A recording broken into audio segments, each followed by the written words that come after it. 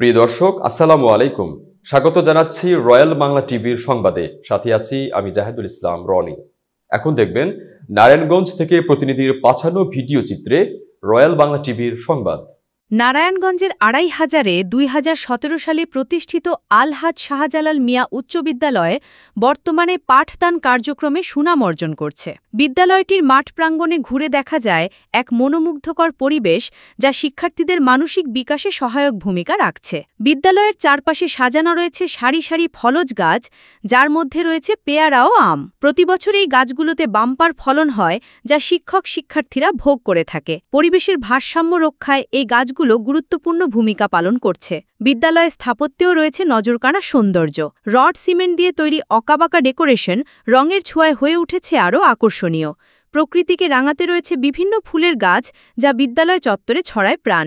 এই সবুজে ঘেরা পরিবেশ শিক্ষার্থীদের মনোসংযোগ ও মানসিক প্রশান্তি বাড়ায়। মুক্ত অক্সিজেনের ছোঁয়ায় শিক্ষার্থীরা সুস্থ থাকেন, যা শিক্ষার পরিবেশকে আরও প্রাণবন্ত করে তোলে। বিস্তারিত প্রতিবেদন উপস্থাপন করেছেন রেজাউল ইসলাম। সুপ্রিয় দর্শক, শুভেচ্ছা রয়্যাল বাংলা টিভির পক্ষ থেকে। আমি এই মুহূর্তে অবস্থান করছি আড়াইহাজার উপজেলার শাহজালাল মিয়া উচ্চ বিদ্যালয়ের মাঠ প্রাঙ্গণে। আমি আজকে যে বিষয়টি আপনাদেরকে দেখানোর চেষ্টা করব সেটি হলো, এটি একটি শিক্ষা প্রতিষ্ঠান রয়েছে শাহজালাল মিয়া উচ্চ বিদ্যালয়। এখানে আমরা যে দৃশ্যগুলো আপনাদেরকে দেখাবো, একটি বিদ্যালয়ের যে সৌন্দর্য বর্ধন আমরা এই শাহজালাল মিয়া উচ্চ বিদ্যালয়ে আমরা দেখতে পাচ্ছি। লেখাপড়ার সাথে সাথে পরিবেশেরও প্রয়োজন রয়েছে। যদি আপনার একটি স্কুলের আশেপাশে বা শ্রেণীকক্ষে বা মাঠ প্রাঙ্গণে যদি অসৌন্দর্য আপনি দেখতে পান, কিন্তু ওই সময় ওই শিক্ষার্থীদের ওই পরিবেশের কারণে লেখাপড়া ব্যাহত হবে। তাই লেখাপড়ার সাথে সাথে সুন্দর পরিবেশেরও প্রয়োজন আছে। পরিবেশ এবং ভালো লেখাপড়ার মান উন্নয়ন দুটোই কিন্তু দরকার আছে। লেখাপড়ার সাথে সুন্দর পরিবেশই লেখাপড়ার সহযোগিতা করে বলে মনে করি আমি। এই স্কুলের যে মাঠ প্রাঙ্গণে যে সুন্দর একটি ডেকোরেশন আপনারা দেখতে পাচ্ছেন, যে ঝাউ গাছ লাগানো আছে, যে কাঠের তৈরি মোড়ানো আঁকাবাঁকা যে ডেকোরেশনটা করেছেন, এটি একটি দৃষ্টিনন্দন সৌন্দর্যবর্ধক। এতে করে আমি মনে করি স্কুলের যে শিক্ষার্থী রয়েছে তাদের মন এই সুন্দর পরিবেশ দেখে মন উৎফুল্ল থাকে, লেখাপড়ার প্রতি আরও মনোযোগী হয়। আমরা আরও দেখতে পাচ্ছি এই স্কুলের মাঠ প্রাঙ্গণে এখানে রয়েছে পেয়ারা গাছ, রয়েছে আম গাছ, আরও সারি সারি আম গাছ এবং পেয়ারা গাছ রয়েছে এই স্কুলের মাঠে। আমরা যদি একটু এদিকটা দেখতে পাই, এই ভবনের পাশে রয়েছে একটি শেড, সেটি আলহাজ শাহজালাল মিয়া উচ্চ বিদ্যালয় আড়াইহাজার নারায়ণগঞ্জ। এখানে আপনি দেখতে পাচ্ছি, দেখেন এই শেডটির সামনেও সুন্দর একটি ডেকোরেশন করা রয়েছে, যা ছাত্রছাত্রীদের মনোমুগ্ধ করে, লেখাপড়ার সহযোগী। এটি একটি সুন্দর ডেকোরেশন বলে আমি মনে করি। সারা বাংলাদেশে যদি এরকম প্রত্যেকটি বিদ্যালয়ের সামনে সুন্দর ডেকোরেশন থাকে, এই শিক্ষার্থীদের এই মনোমুগ্ধকর এই পরিবেশ দেখে ভালো লেখাপড়া হবে বলে আমি মনে করি। তাই আমি প্রতিটি স্কুলের ম্যানেজিং কমিটি যারা রয়েছে, যা এমপিওভুক্ত নন এমপিওভুক্ত যে বিদ্যালয়গুলো রয়েছে, সেই বিদ্যালয়গুলোর এই মাঠ প্রাঙ্গণটি একটু সুন্দর করবেন। এতে করে এই সুন্দর পরিবেশ দেখে শিক্ষার্থীরা তারা লেখাপড়ার প্রতি আরও মনোমুগ্ধ হবে, আরও উৎসাহিত হবে, ভালো লেখাপড়া হবে ইনশাআল্লাহ, আমি এটা মনে করি। এই যে দেখতেছেন কি সুন্দর পরিবেশ।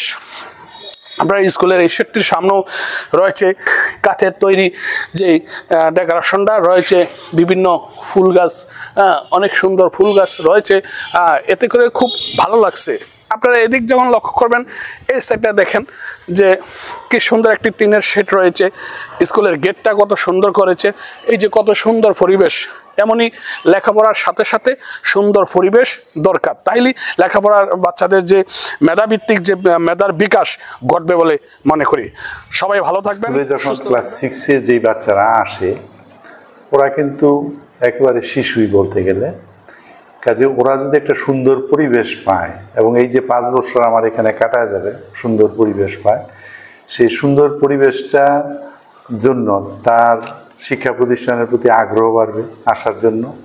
একটা ছেলে নিয়মিত স্কুলে আসলে কম বেশি সে পড়াশোনা করবে, পড়াশোনা করলে সে আস্তে আস্তে ভালো হবে।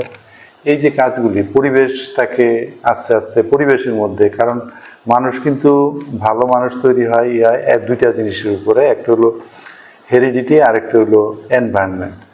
এখন আপনি হেরিডিটি বলতে তার বংশগতি যেটা আছে, বংশগতি তো আপনার যার যেটা আছে, কিন্তু বংশগতির প্রভাবটা অনেক সময় কাটায় ওঠে পরিবেশ, ভালো পরিবেশ পাইলে। তো এখন স্কুলে আমরা সবুজায়ন করি এই কারণে, এবং এগুলো কিন্তু ছাত্রই লাগাবে, ছাত্রই লাগাইছে, ম্যাক্সিমাম গাছ কিন্তু ছাত্ররা নিজেরা লাগাইছে।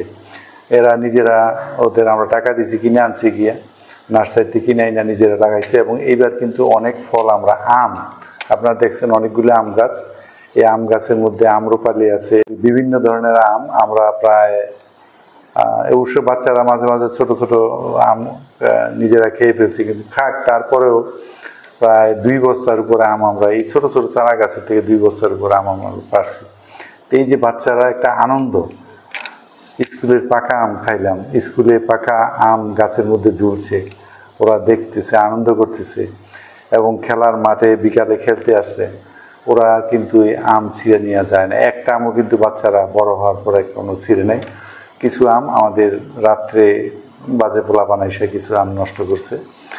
তো এই যে ওদের একটা নিজের প্রতিষ্ঠানের প্রতি দরদ মনের মধ্যে তৈরি হয়, এই শিশু মনের মধ্যে, এবং যেখানে সে বাস করবে সেখানে যে পেশাতে যখন যাবে সে তখন এটাকে ভালোবাসবে, যে আমি ছাত্র, আমার স্কুলকে আমি ভালোবাসি, এবং তার মধ্যে একটা তৈরি হবে, যে স্কুলের প্রতি দরদ তৈরি হবে। পাশাপাশি তার লেখাপড়ার সুন্দর পরিবেশের জন্য তার মানসিক বিকাশ ঘটবে। মানসিক বিকাশ যদি ঘটে তাহলে অবশ্যই লেখাপড়ায় সে উন্নতি করতে পারবে। এটা হলো আমাদের চিন্তা।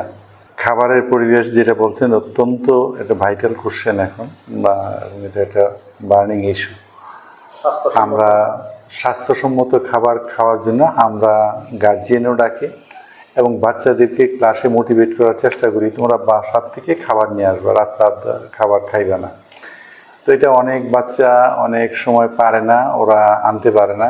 ফলে আমরা এখন তো সভাপতি হলো 2500 উপজেলা নির্বাহী অফিসার জনাব সাজ্জাদ হোসেন, ওনার সাথে আলাপ করছি।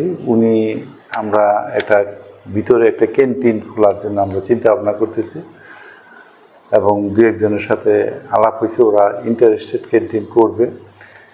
আমাদের কথা হলো তাদের সম্পন্ন খাবারটা দিতে হবে বাচ্চাদের, কারণ অনেক সময় বাচ্চাদের এই রাস্তার খাবার মাঝে মাঝে যায় গিয়া, এখন আমরা যাইতে দিই না।